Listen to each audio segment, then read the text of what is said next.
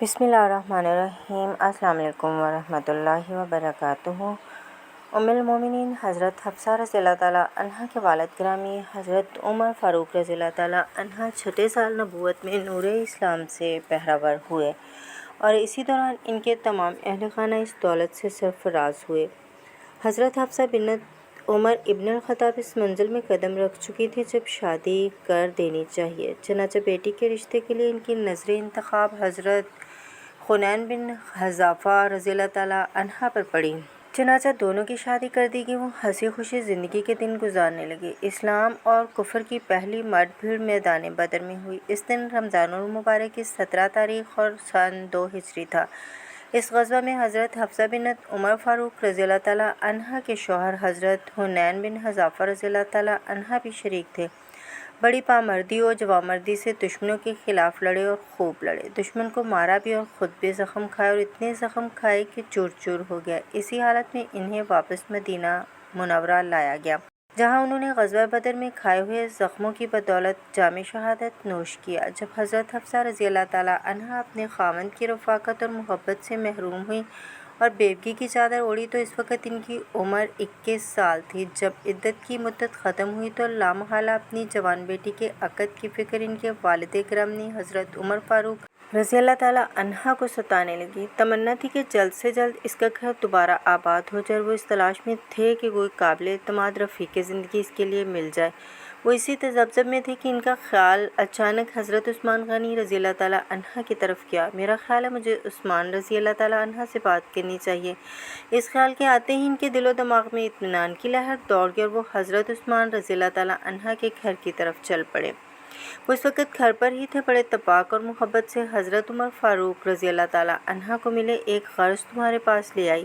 حضرت عمر فاروق رضی اللہ تعالیٰ عنہ نے گفتگو کا آغاز کیا۔ کہو۔ حضرت عثمان غنی رضی اللہ تعالیٰ عنہ ہمتاً گوش ہو گئے۔ تم جانتے ہو حفصہ رضی اللہ تعالیٰ عنہ بیوہ ہو چکی ہے۔ میں چاہتا ہوں کہ تم اس سے شادی کر لو۔ مجھے چند دن دو، سوچ کر جواب دوں گا۔ حضرت عثمان غنی رضی اللہ تعالیٰ عنہ نے جواب دیا۔ کچھ دنوں کے بعد حضرت عمر فاروق رضی اللہ تعالیٰ عنہ پھر حضرت عثمان غنی رضی اللہ تعالیٰ عنہ سے ملے۔ انہیں یقین تھا کہ عثمان رضی اللہ تعالیٰ عنہ مثبت جواب دیں گے۔ کیا سوچا ہے تم نے حفصہ رضی اللہ تعالیٰ عنہ کے بارے میں؟ حضرت عمر فاروق رضی اللہ تعالیٰ عنہ نے پوچھا۔ فی الحال میرا نکاح کرنے کا ارادہ نہیں ہے، حضرت عثمان غنی رضی اللہ تعالیٰ عنہ نے جواب دیا۔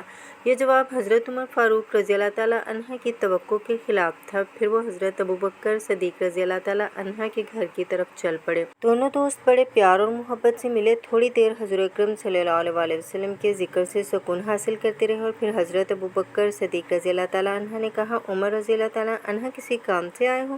ہاں، انہوں نے جواب دیا۔ کہو۔ حضرت ابوبکر صدیق رضی اللہ تعالیٰ عنہ نے اپنی پوری توجہ ان کی جانب مرکوز کر دی۔ تم تو جانتے ہو حفصہ بیوہ ہو گئی ہے۔ بالکل جانتا ہوں، تم اس کو اپنے حبالہ عقد میں لے لو۔ حضرت عمر فاروق رضی اللہ تعالیٰ عنہ نے کہا اور غور سے حضرت ابوبکر صدیق رضی اللہ تعالیٰ عنہ کا چہرہ دیکھنے لگے اور کان ان کی آواز سننے کے لیے منتظر تھے کہ کیا جواب دیتے ہیں، مگر انہوں نے اس بات کا کوئی جواب نہ دیا اور اسی خاموشی میں کچھ وقت گزر گیا اور پھر حضرت عمر فاروق رضی اللہ تعالیٰ عنہ اٹھ کر چلے گئے۔ انہیں اپنے دوست اور دینی بھائی حضرت ابوبکر صدیق رضی اللہ تعالیٰ عنہ کی خاموشی پر سخت تعجب تھا۔ وہ سوچ بھی نہیں سکتے تھے کہ وہ ایسا رویہ اختیار کریں گے۔ دماغ میں پھر سوچوں کا ہجوم ہونے لگا اور نظروں کے سامنے اور کئی چہرے گھومنے لگے۔ وہ سوچ رہے تھے اب کون ہے جس سے حفصہ کی بات کروں۔ بیٹی کے مستقبل نے انہیں سوچوں کے گہرے پانیوں میں اتار رکھا تھا۔ ایک دن وہ بارگاہ نبوی صلی اللہ علیہ وسلم میں حاضر ہوئے اور عرض کی، یا رسول اللہ صلی اللہ علیہ وسلم، میں نے حفصہ سے شادی کے لیے عثمان سے کہا تو انہوں نے صاف انکار کر دیا۔ ابوبکر صدیق سے اس ضمن میں بات کی تو انہوں نے چپ سادھ لی۔ اپنی مراد کی وجہ پریشانی معلوم ہوئی تو حضور اکرم صلی اللہ علیہ وسلم نے ارشاد فرمایا، فکر نہ کرو، حفصہ کی شادی اس شخص کے ساتھ ہوگی جو حضرت ابوبکر اور حضرت عثمان غنی سے افضل ہے، اور عثمان کی شادی اس خاتون سے ہوگی جو حفصہ سے بہتر ہے۔ اپنے آقا و مولا صلی اللہ علیہ وسلم کی بات سن کر حضرت عمر فاروق رضی اللہ تعالیٰ عنہ کو اطمینان قلب ہو گیا۔ پھر حضور اکرم صلی اللہ علیہ وسلم نے اپنے غلام و جانثار حضرت عمر فاروق رضی اللہ تعالیٰ عنہ سے فرمایا، تم اپنی بیٹی کی شادی میرے ساتھ کر دو۔ اس سے بڑھ کر اور کیا خوش قسمتی ہو سکتی تھی؟ اور پھر حضرت عمر فاروق رضی اللہ تعالیٰ عنہ نے اپنی بیٹی کا نکاح حضور اکرم صلی اللہ علیہ وسلم کے ساتھ بیوس 400 درہم کر دیا اور وہ حرم نبوی میں داخل ہو کر ام المومنین کے اعزاز سے مشرف ہوئیں۔ یہ شادی شعبان 4 ہجری میں ہوئی۔ اس نے حضرت عمر فاروق رضی اللہ تعالیٰ عنہ کو حضور اکرم صلی اللہ علیہ وسلم کے اور قریب کر دیا اور ان کا قبیلہ عدی جس کے پاس سفارت کی ذمہ داریاں تھیں آپ صلی اللہ علیہ وسلم کے ساتھ رشتہ مصاہرت میں منسلک ہو گیا۔ جب حضرت حفصہ رضی اللہ تعالیٰ عنہا حضور اکرم صلی اللہ علیہ وسلم کی زوجیت سے سرفراز ہوئیں تو دو ازدواج مطہرات رضی اللہ تعالیٰ عنہم پہلے سے موجود تھیں، ایک حضرت سودا بنت زمعہ رضی اللہ تعالیٰ عنہا اور دوسری حضرت عائشہ صدیقہ رضی اللہ تعالیٰ عنہا۔ مسجد نبوی سے متصل ہی حضرت حارثہ بن نعمان رضی اللہ تعالیٰ عنہا کے مکانات تھے۔ جب رسالت میں آپ صلی اللہ علیہ وسلم کسی خاتون کو شرف زوجیت سے نوازتے تو وہ اپنا مکان خالی کر دیتے تھے۔ اس طرح انہوں نے یکے بعد دیگرے تمام مکانات اپنے محبوب آقا صلی اللہ علیہ وسلم کی نظر کر دیے تھے۔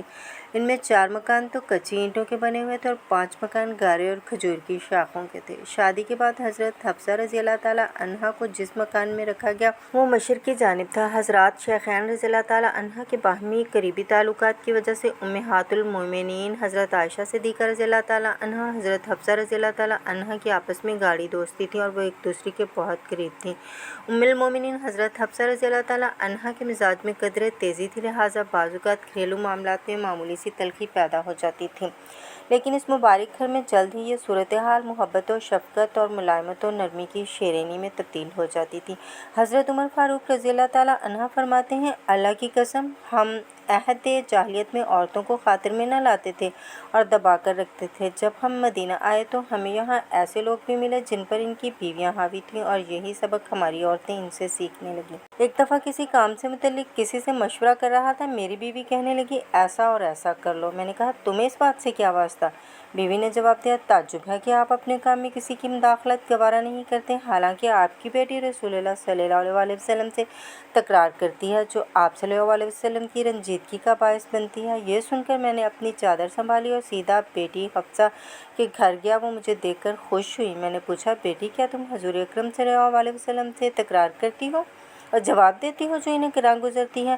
ہاں، بیٹی نے جواب دیا۔ کیا تم اللہ اور اس کے رسول صلی اللہ علیہ وسلم کے غضب سے نہیں ڈرتی ہو جو ایسا کرتی ہو؟ اور پھر میں نے اس سے کہا، اللہ کے رسول صلی اللہ علیہ وسلم سے کبھی کوئی ایسی بات نہ کرنا جو ان کی طبیعت پر گراں گزرے، اور نہ ان سے کسی چیز کا مطالبہ کرنا، اور نہ ہی تم حضرت عائشہ صدیقہ کی ریس کرنا جو رسول اکرم صلی اللہ علیہ وسلم کی محبت پر نازا ہیں۔ حضرت عبداللہ بن عباس رضی اللہ تعالیٰ عنہ حضرت عمر رضی اللہ تعالیٰ عنہ سے روایت کرتے ہیں کہ نبی کریم صلی اللہ علیہ وسلم نے حضرت حفصہ کو طلاق دی اور پھر رجوع فرما لیا۔ حضرت انس رضی اللہ تعالیٰ عنہ بن مالک سے بھی روایت ہے کہ رسول اللہ صلی اللہ علیہ وسلم نے جب حضرت حفصہ کو طلاق دی تو آپ کو رجوع کا حکم ہوا اور آپ نے رجوع فرما لیا۔ قیس بن زید سے روایت ہے کہ رسول اللہ صلی اللہ علیہ وسلم نے ایک دفعہ حضرت حفصہ کی طلاق کا ارادہ کیا۔ اتفاق سے اس موقع پر حضرت حفصہ کے ماموں کا ان کے گھر آنا ہوا تو وہ بے اختیار رو پڑیں اور کہنے لگی، خدا کی قسم یہ مت سمجھنا کہ کسی اکتاہٹ یا بیزاری کی وجہ سے حضرت صلی اللہ علیہ وسلم نے مجھے طلاق دی ہے، اور جیسا کہ ارشاد ربانی ہے، یا ایھا النبی اذا طلقتم النساء فطلقتموہن بعدتہن، طلاق دو، یعنی اے نبی جب تم طلاق دو عورتوں کو تو ان کو طلاق دو ان کی عدت پر، جب تم طلاق دو عورتوں کو تو ان کو طلاق دو ان کی عدت پر، اور گنتے رہو اس وقت جس کے بعد رجوع کا امکان تو پہلی طلاق کا ہی ذکر فرمایا تھا، جس کے بعد رجوع کا امکان تھا، مگر رسول اللہ صلی اللہ علیہ وسلم سے کسی شکایت کے بجائے نہیں تھی، جیسے ان کا جذبہ فدادیت ظاہر و باہر تھا۔ ترین اثنا حضور صلی اللہ علیہ وسلم گھر تشریف لائے تو حضرت حفصہ اپنی چادر سنبھالنے لگیں۔ حضور صلی اللہ علیہ وسلم نے فرمایا، جبرائیل میرے پاس آئے اور مجھے کہا کہ حفصہ سے رجوع کر لیں، وہ روزے رکھنے والی اور بہت عبادت گزار ہے اور یہ جنت میں بھی آپ کے ساتھ ہوں گی۔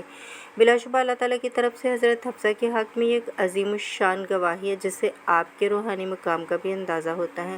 دوسری روایت میں ذکر ہے کہ حضرت حفصہ کی طلاق کی اطلاع جب حضرت عمر کو پہنچی تو انہوں نے سخت فکرمندی اور گھبراہٹ کے عالم میں اپنے سر میں خاک ڈال کر کہا کہ جب میری بیٹی رسول اللہ صلی اللہ علیہ وسلم کی عقد میں نہیں رہے گی تو اللہ تعالیٰ عمر کی کیا پرواہ کرے گا؟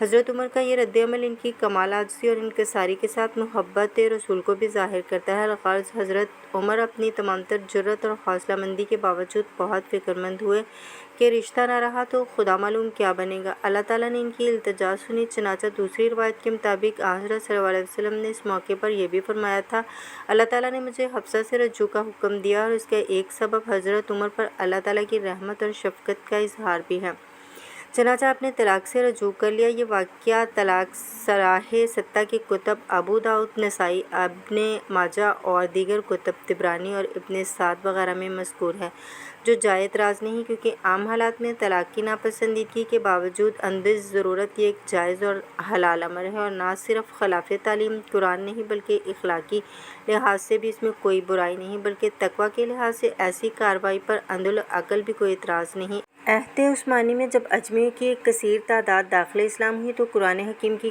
کتاب تلفظ اور تلاوت میں اختلاف کی صورتیں پیدا ہوئیں، تو خلیفہ سوم امیر المومنین حضرت عثمان غنی ذو النورین رضی اللہ تعالیٰ عنہ نے ام المومنین حضرت حفصہ بنت عمر فاروق رضی اللہ تعالیٰ عنہ کے پاس جو نسخہ قرآن تھا کی نقول کرا کر اپنی مہر کے ساتھ اپنی مملکت کے مختلف شہروں میں بھجوا دی، تاکہ ہر جگہ ایک طرح کتابت و قرات ہو اور اختلاف کی کوئی گنجائش نہ رہے۔ لہٰذا قرآن کی ترتیب و تدوین اور اس کی حفاظت کا سہرا بھی ام المومنین حفصہ رضی اللہ تعالیٰ عنہ کے سر ہے۔ سن 41 ہجری 59 برس کی عمر میں ام المومنین حضرت حفصہ نے اس دنیا فانی سے کوچ کیا۔